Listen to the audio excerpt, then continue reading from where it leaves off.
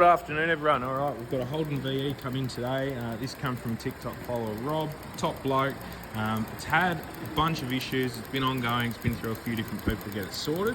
And what it come in with was essentially it came in for me to get it unimmobilised, which Rob managed to do himself. So he put everything back to original. This thing had 2 key sets put in it. So we've got dash cluster, BCM, etc. And then we've got an ECU here. And then we've got another key set in the back with another ECU here. And this, I believe, was all to fix a Missfire issue. So injector control. Now, first thing, we got it running. Running crap, but running because Rob put all back to original. So I had all the original modules in there. I was able to program one of the second-hand ECUs right in. So we didn't have to worry about the rest of the key sets, didn't have to worry about BCM, key reader, key, ignition barrel, any of that. Just get the ECU flashed in. That worked fine.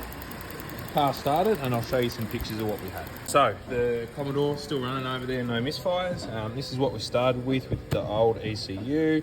We had a full dead bank, 2, 4 and 6.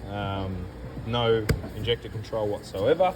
Replacement ECU in, and it also, because it's had people bug around with key programming, it's stuck in learn mode. So this is the next thing I'm going to have to fix. I'm going to have to get some chips and do the key programming on it.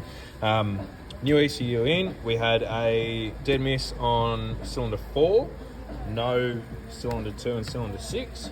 Engine lights still on, obviously. Missfire was better than a whole bank out. It barely ran initially. As you can see, cylinder 4. So from there, before getting too fancy, just went super simple. Yank the coil out, and as you can see, this thing has melted. Now, these ECUs are common for failure.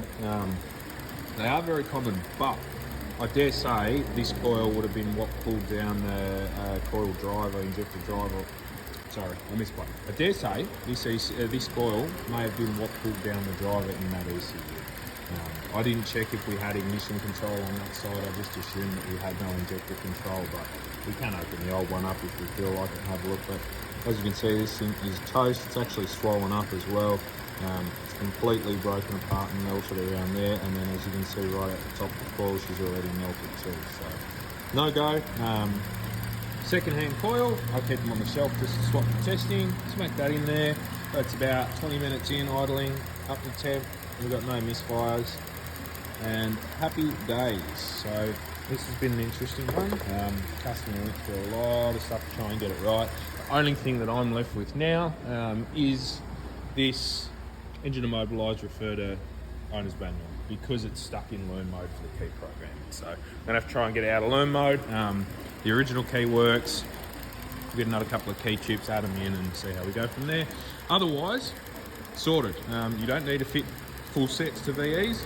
Pain in the arse anyway, having to pull BCMs and clusters and everything out.